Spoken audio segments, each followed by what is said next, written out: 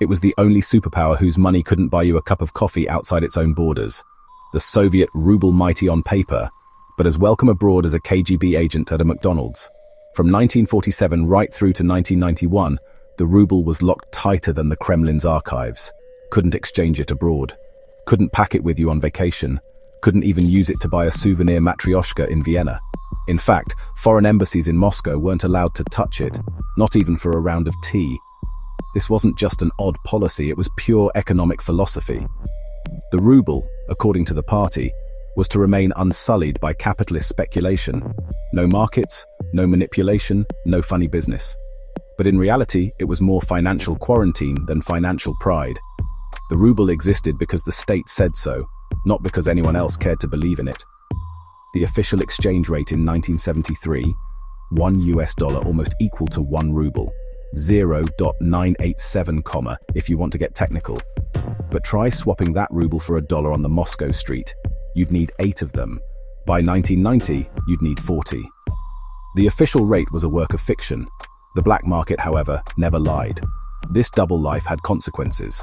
Nobody wanted rubles for foreign trade. Instead, the USSR built a web of barter coal for Czech trains, oil for Polish meat.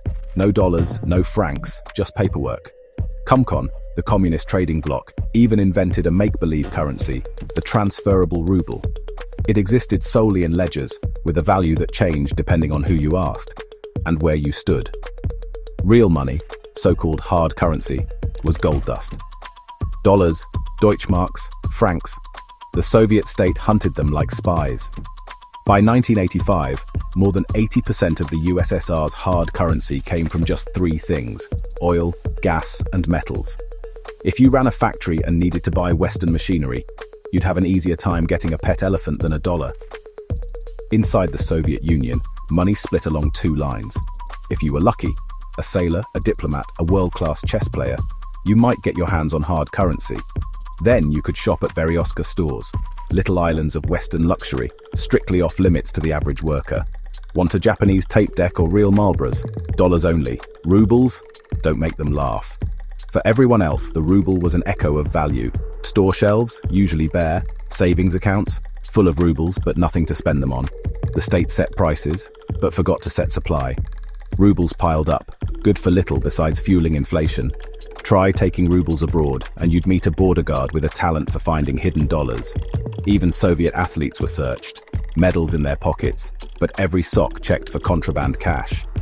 Getting caught with a $5 bill could get you fired, or worse, tourists fared no better. Arrive in Moscow, and you'd be forced to exchange hard currency at the ludicrous official rate. No refunds. Welcome to the USSR. You've been robbed at passport control. All this was justified as protection from capitalism. But really, it was a refusal to let Soviet citizens experience real economics. By 1990, it all came undone. Inflation soared. What cost 30 kopecks now cost 300 rubles. Even the jokes inflated. The ruble is like the Soviet Union, big, proud, and collapsing. A real currency travels. It trades. It signals trust. The ruble stayed home and helped bring the house down with it.